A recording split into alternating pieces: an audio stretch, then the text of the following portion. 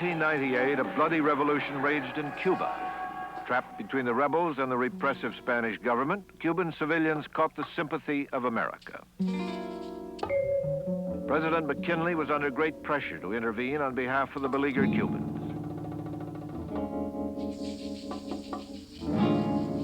American reporters like Stephen Crane wrote vivid accounts of suffering from Cuba, and the sensationalist journalism of publishers Joseph Pulitzer and William Randolph Hearst in their newspapers described Spanish atrocities and fanned the flames for a free Cuba. In January, President McKinley sent the battleship Maine to Havana to stand by to evacuate American citizens from the riotous country.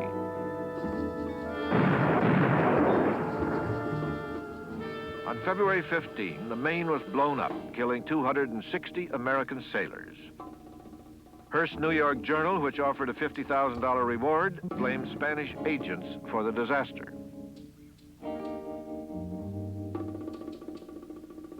Headlines inspired an outbreak of war fever in the country.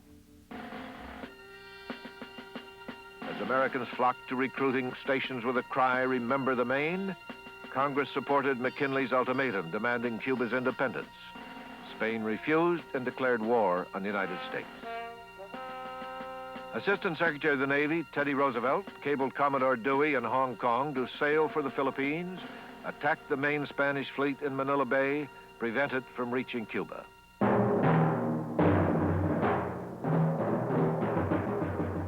Dewey destroyed the Spanish fleet. In America, eager volunteers crowded into military training camps. Even that hater of war, William Jennings Bryan, enlisted in the National Guard. The U.S. Army of 28,000 men was long on enthusiasm and short on training. The country was so anxious to enter the war that we sent thousands of green volunteers to Cuba to fill out the ranks.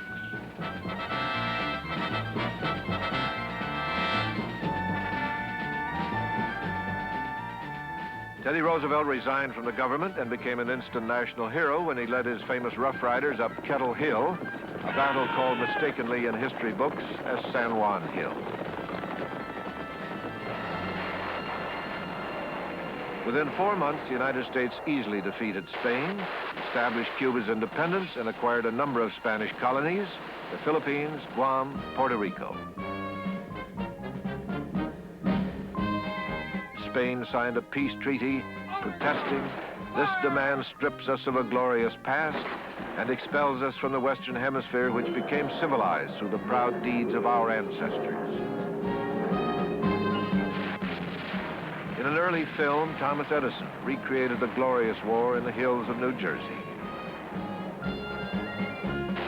It was all a great adventure to most Americans. Secretary of State John Hay wrote Teddy Roosevelt that it had been a splendid little war. By our decisive victory in this splendid little war, the United States served notice to the world that America was no longer a self-contained isolationist nation. During the 19th century, the expansion of the American empire from the Atlantic to the Pacific was called our manifest destiny. Our military interventions in the Caribbean and Central America during the early 20th century had been justified initially as the imperialism of righteousness. No matter what the euphemism or high-sounding phrase, for Latin Americans, our actions posed a threat to their sovereignty and supported their fears of the United States as a potential aggressor.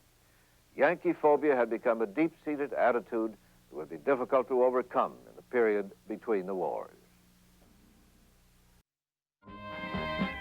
The Spanish-American War impressed President Teddy Roosevelt with the need to control Latin American affairs. 30 years later, Franklin Delano Roosevelt would successfully reverse the interventionist philosophy of his distant cousin. We're in the Monroe Room of the State Department, named after President James Monroe, father of a sacred national dogma which has guided American foreign policy since 1823, the Monroe Doctrine. Briefly stated, the doctrine warned European nations not to extend their political influence or their colonies in the Americas. Such an intrusion would be considered dangerous to our peace and safety. In 1904, Teddy Roosevelt brashly transformed the Monroe Doctrine from a policy condemning intervention by European powers to one condoning intervention by the United States. He viewed the U.S. as an international police force to correct, in his words, the wrongdoings of uncivilized nations. This policy was called the Roosevelt corollary to the Monroe Doctrine. Teddy Roosevelt best summed up the real meaning when he said, "I've always been fond of the West African proverb, speak softly and carry a big stick. You will go far." Roosevelt's big stick pointed early on at Panama. He considered a transoceanic canal essential to commerce and national security. Colombia owned the Isthmus of Panama and rejected Roosevelt's offer to purchase the land. The frenetic Teddy was never one to accept a rebuff, particularly from a smaller neighbor. Roosevelt said in unprintable language that the Colombians were not behaving in a proper fashion and they were holding up the march of world civilization. So he determined that that would not be allowed to happen. The building of the Panama Canal was a result of complicated intrigue. It is generally agreed that the United States inspired a revolution that brought independence to Panama. The regime immediately completed an arrangement with Teddy Roosevelt allowing the canal to be built.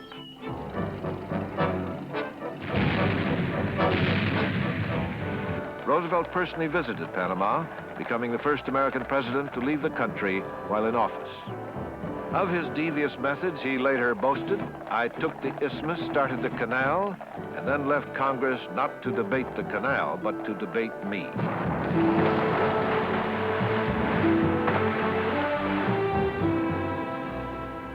The excitement surrounding the opening of the Panama Canal obscured the chicanery involved in its acquisition.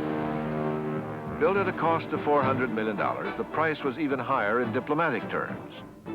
Roosevelt's cowboy diplomacy created much ill will in Latin America and open hostility in Colombia.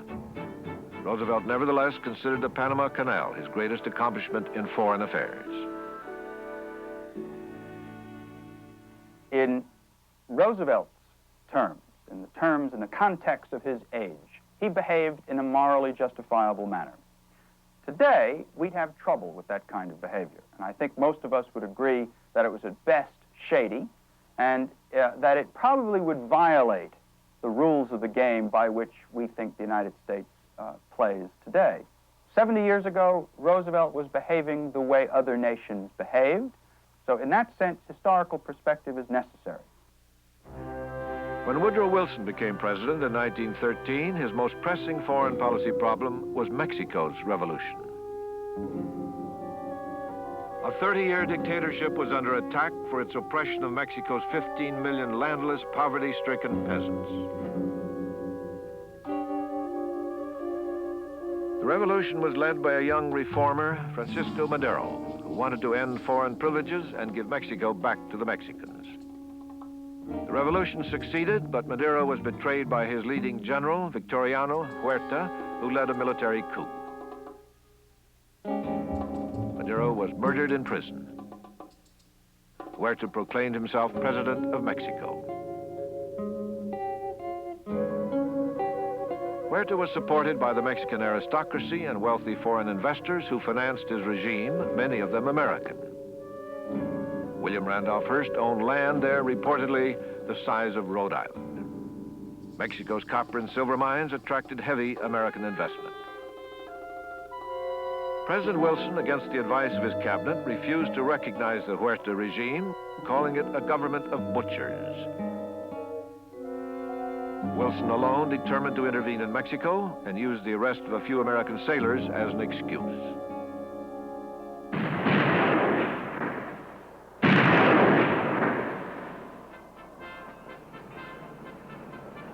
Wilson sent Marines to Veracruz. Besides humiliating Huerta, Wilson made arms available to Carranza and Pancho Villa, who overthrew Huerta. So in Mexico, Wilson is trying to be a school teacher, and he's got a very recalcitrant child. And that language, I think, is instructive in understanding what you refer to as the moral tone of Wilson's policy. Mexico to Wilson was a child to be educated in the benefits of truth and beauty. The United States recognized the regime of Carranza, a socialist who believed in reform, but Carranza did not act quickly enough for two of his followers, Pancho Villa and Emiliano Zapata. Pancho Villa staged a raid on the border town of Columbus, New Mexico in March 1916, killing 17 Americans and burning the town.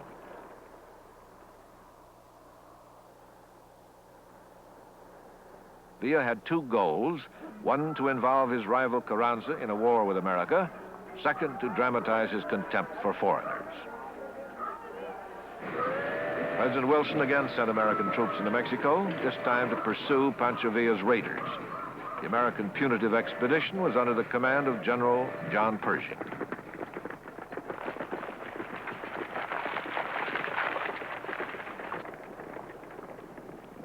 Villa proved as elusive as a scarlet pimpernel, constantly provoking the Americans with skirmishes and demonstrating how ill-prepared they were for war.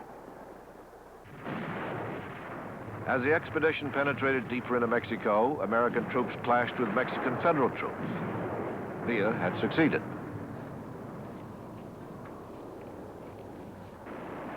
Wilson had averted war against Carranza's army, principally because Pershing's forces were needed for America's entry into Europe's war. The broadened concept of national security that comes out of the First World War, our preoccupation with means of communication, with fuel and petroleum, with bank loans, with finance capital, in other words, provide other means for interaction with and potential control over other nations. In a sense, then, the private sector becomes an agency of the nation itself. And there is an interweaving of economic activity and government interest, which is very hard to separate. Peace, prosperity, and a reliance on dollar-based diplomacy eased the tensions between the U.S. and her Latin American neighbors. In 1921, dedication ceremonies in New York City honoring Simon Bolivar symbolized improved relations under President Harding. With Senate approval, Harding ordered a $25 million payment to Colombia, long-delayed compensation for Roosevelt's acquisition of the Panama Canal, a proposal first made by Woodrow Wilson. Good intentions notwithstanding, American troops were a visible presence protecting U.S. interests and keeping order in at least 4 Latin American countries. In 1925, President Calvin Coolidge pulled U.S. troops out of Nicaragua, but a new revolt soon broke out. Nicaragua, the classic banana republic, had been an American protectorate since 1912. Its location at the heart of the Isthmus of Central America made it of strategic importance to the U.S. In 1927, rebel insurgents supplied with arms from Mexico started another revolution. Secretary of State Frank Kellogg accused Mexico of planning a communist takeover of Nicaragua. He sent in 5,000 Marines to protect American lives and property.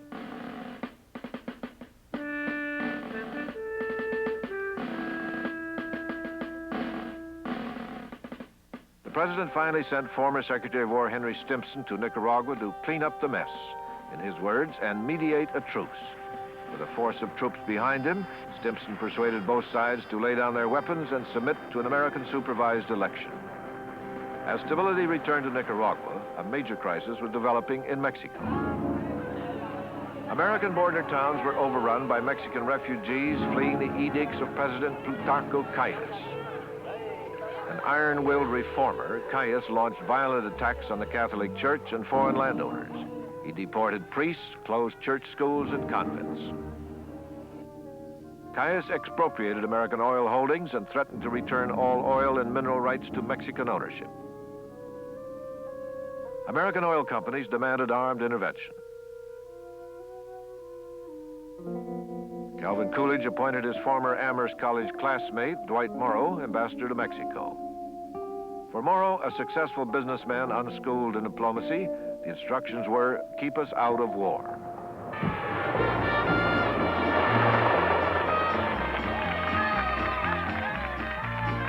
Morrow's son-in-law happened to be Charles Lindbergh, already an international hero. Lucky Lindy, at Morrow's request, flew non-stop from Washington to Mexico City.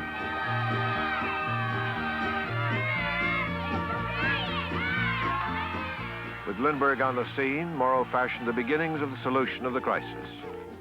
Morrow's sense of tact in his friendly approach produced immediate results. Morrow persuaded Calles to slow down his land seizure program and end his violent anti-Catholic crusade.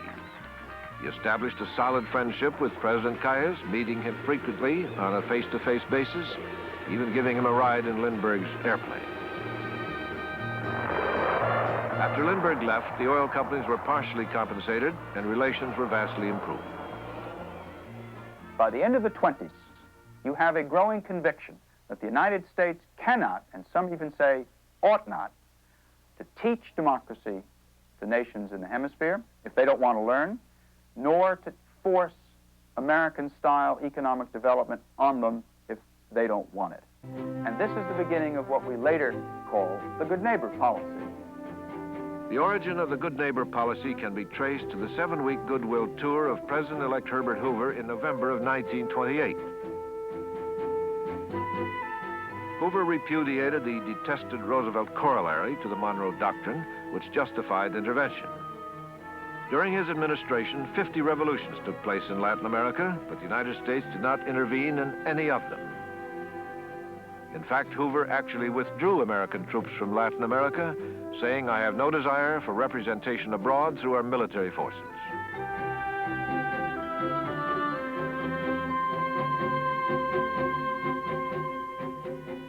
Hoover acted in good faith and kept his word. As this 1930 cartoon implies, he was greatly appreciated in Latin America. During Hoover's administration, however, the Depression tarnished much of the effect of his liberal policies toward Latin American internal affairs. Our relations with our neighbors grew worse because American protective tariffs, economic nationalism, closed U.S. markets to Latin American trade. Once again, we incurred the hostility of the countries south of our border. Hoover's successor, Franklin Roosevelt, formalized the good neighbor policy and made it seem to be his own. In the field of world policy, I would dedicate this nation to the policy of the good neighbor. In his inaugural address, FDR baptized, publicized, and glamorized the words, good neighbor. The neighbor who resolutely respects himself, and because he does so, respects the rights of others. Secretary of State Cordell Hull said pessimistically, our inheritance of ill will was grim.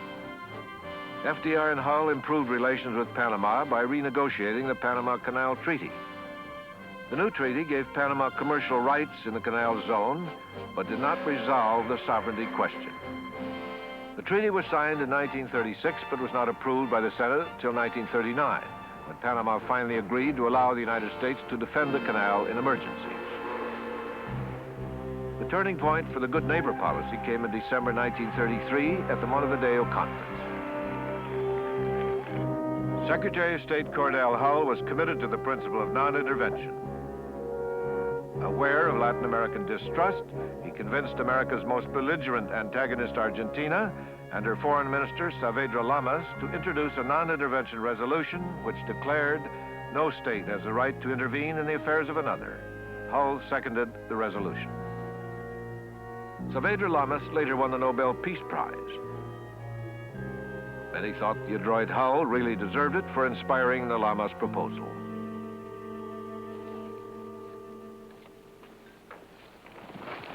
Argentina, with a large German population, had become increasingly sympathetic to Hitler's Nazi regime.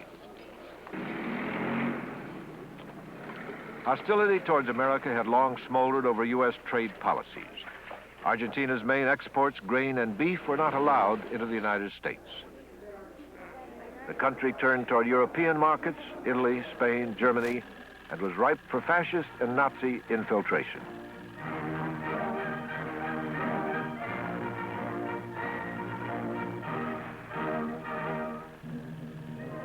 The German community held tightly to its links with the fatherland. The pervasive influence of Nazism in Latin America deeply concerned the Roosevelt administration, particularly in Argentina. November 1936, FDR endures a 7,000-mile, 2-week trip at sea to attend his special conference for peace in Buenos Aires. Roosevelt reaffirmed our commitment to non-intervention and called for continental solidarity to face the threat of war in Europe.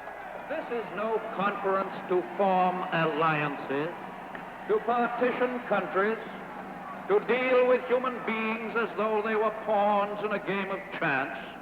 Our purpose, under happy auspices, is to secure the continuance of the blessings of peace. Beyond the ocean, we see continents rent asunder by old hatreds and new fanaticisms. Can we, the republics of the New World, help the Old World to avert the catastrophe that impends? Yes, I am confident that we can.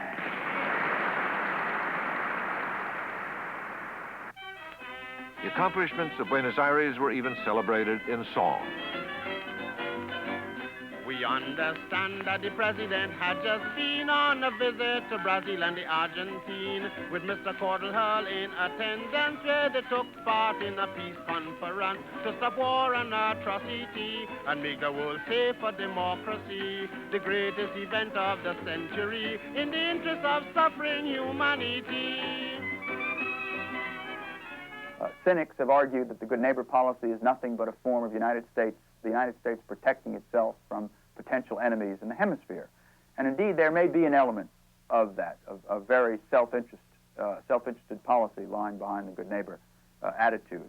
But there is no doubt, in my mind at least, that the United States did succeed in winning the friendship of many countries in Latin America as a result of the good neighbor policy.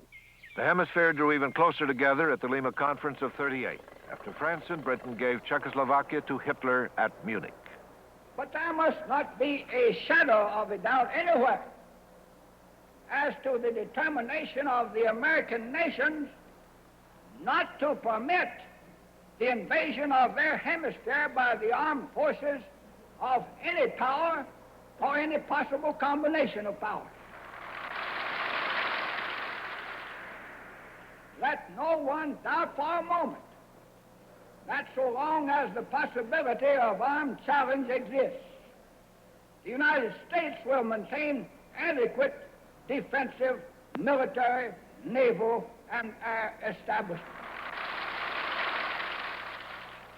We are working together, 21 republics, in a friendly spirit, in understanding, with a desire to really accomplish a permanent solidarity. The threat of war in Europe had drawn us closer together than ever before. From Hitler's occupation of the Rhineland in 1936 to the Munich crisis of '38, we edged slowly toward greater unity and cooperation. Finally, after the Second World War began in Europe, we achieved hemispheric solidarity, Argentina excepted. It came because of a threat from outside, Nazi aggression in Europe. In all the years before, we could not achieve it ourselves. That demonstrates the difficulty of getting immediate results in foreign affairs. Each accomplishment is an evolutionary process building on what came before.